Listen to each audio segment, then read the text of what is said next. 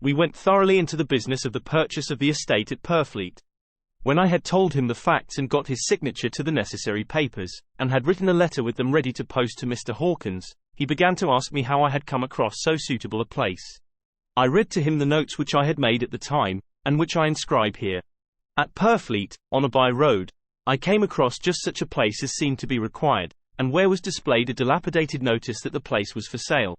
It is surrounded by a high wall, of ancient structure, built of heavy stones, and has not been repaired for a large number of years. The closed gates are of heavy old oak and iron, all eaten with rust. The estate is called Carfax. No doubt a corruption of the old Catraface, as the house is four-sided, agreeing with the cardinal points of the compass. It contains in all some 20 acres, quite surrounded by the solid stone wall above mentioned. There are many trees on it, which make it in places gloomy, and there is a deep, dark-looking pond or small lake, evidently fed by some springs, as the water is clear and flows away in a fair-sized stream. The house is very large and of all periods back, I should say, to medieval times, for one part is of stone immensely thick, with only a few windows high up and heavily barred with iron. It looks like part of a keep, and is close to an old chapel or church. I could not enter it, as I had not the key of the door leading to it from the house, but I have taken with my Kodak views of it from various points. The house has been added to, but in a very straggling way, and I can only guess at the amount of ground it covers, which must be very great. There are but few houses close at hand, one being a very large house only recently added to and formed into a private lunatic asylum. It is not, however, visible from the grounds. When I had finished, he said, "I am glad that it is old and big. I myself am of an old family, and to live in a new house would kill me. A house cannot be made habitable in a day, and, after all, how few days go to make up a century. I rejoice also that there is a chapel of old times. We Transylvanian nobles love not to think that our bones may lie amongst the common dead. I seek not gaiety nor mirth, not the bright voluptuousness of much sunshine and sparkling waters which please the young and gay. I am no longer young, and my heart, through weary years of mourning over the dead, is not attuned to mirth. Moreover, the walls of my castle are broken, the shadows are many, and the wind breathes cold through the broken battlements and casements. I love the shade and the shadow, and would be alone with my thoughts when I may." Somehow his words and his look did not seem to accord, or else it was that his cast of face made his smile look malignant and saturnine. Presently, with an excuse, he left me, asking me to put all my papers together. He was some little time away, and I began to look at some of the books around me. One was an atlas, which I found opened naturally at England, as if that map had been much used. On looking at it I found in certain places little rings marked, and on examining these I noticed that one was near London on the east side, manifestly where his new estate was situated. The other two were Exeter, and Whitby on the Yorkshire coast. It was the better part of an hour when the Count returned. "Aha," he said, "still at your books? Good. But you must not work always. Come. I am informed that your supper is ready." He took my arm, and we went into the next room, where I found an excellent supper ready on the table. The Count again excused himself, as he had dined out on his being away from home. But he sat as on the previous night, and chatted whilst I ate. After supper I smoked, as on the last evening, and the Count stayed with me, chatting and asking questions on every conceivable subject, hour after hour. I felt that it was getting very late indeed, but I did not say anything, for I felt under obligation to meet my host's wishes in every way. I was not sleepy, as the long sleep yesterday had fortified me, but I could not help experiencing that chill which comes over one at the coming of the dawn, which is like, in its way, the turn of the tide. They say that people who are near death die generally at the change to the dawn or at the turn of the tide. Anyone who has, when tired, and tied as it were to his post, experienced this change in the atmosphere can well believe it. All at once we heard the crow of a cock coming up with preternatural shrillness through the clear morning air. Count Dracula, jumping to his feet, said, "Why, there is the morning again.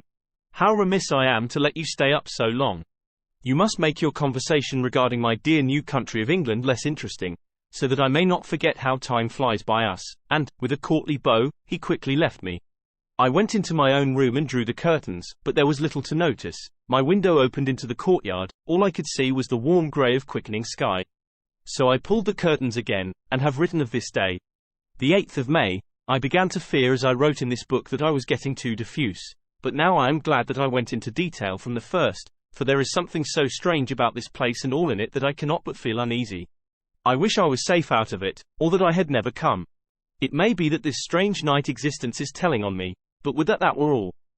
If there were anyone to talk to I could bear it, but there is no one. I have only the Count to speak with, and I fear I am myself the only living soul within the place. Let me be prosaic so far as facts can be, it will help me to bear up, and imagination must not run riot with me. If it does I am lost. Let me say at once how I stand, or seem to. I only slept a few hours when I went to bed, and feeling that I could not sleep any more, got up.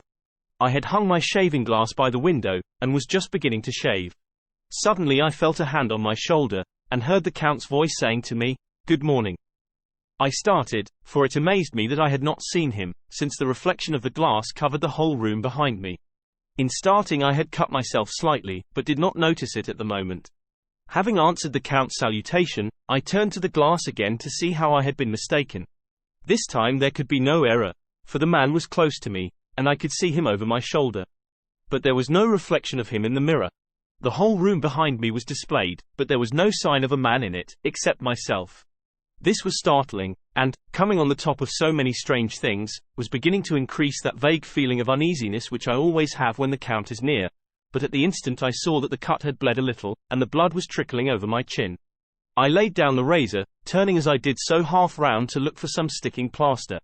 When the Count saw my face, his eyes blazed with a sort of demoniac fury, and he suddenly made a grab at my throat. I drew away, and his hand touched the string of beads which held the crucifix. It made an instant change in him, for the fury passed so quickly that I could hardly believe that it was ever there. "Take care," he said, "take care how you cut yourself. It is more dangerous than you think in this country." Then seizing the shaving glass, he went on. "And this is the wretched thing that has done the mischief. It is a foul bauble of man's vanity. Away with it." And opening the heavy window with one wrench of his terrible hand, he flung out the glass, which was shattered into 1,000 pieces on the stones of the courtyard far below. Then he withdrew without a word. It is very annoying, for I do not see how I am to shave, unless in my watch case or the bottom of the shaving pot, which is fortunately of metal. When I went into the dining room, breakfast was prepared, but I could not find the Count anywhere. So I breakfasted alone. It is strange that as yet I have not seen the Count eat or drink. He must be a very peculiar man. After breakfast I did a little exploring in the castle. I went out on the stairs, and found a room looking towards the south. The view was magnificent, and from where I stood there was every opportunity of seeing it. The castle is on the very edge of a terrible precipice. A stone falling from the window would fall 1,000 feet without touching anything. As far as the eye can reach is a sea of green treetops, with occasionally a deep rift where there is a chasm. Here and there are silver threads where the rivers wind in deep gorges through the forests. But I am not in heart to describe beauty, for when I had seen the view I explored further. Doors, doors, doors everywhere, and all locked and bolted. In no place save from the windows in the castle walls is there an available exit. The castle is a veritable prison, and I am a prisoner.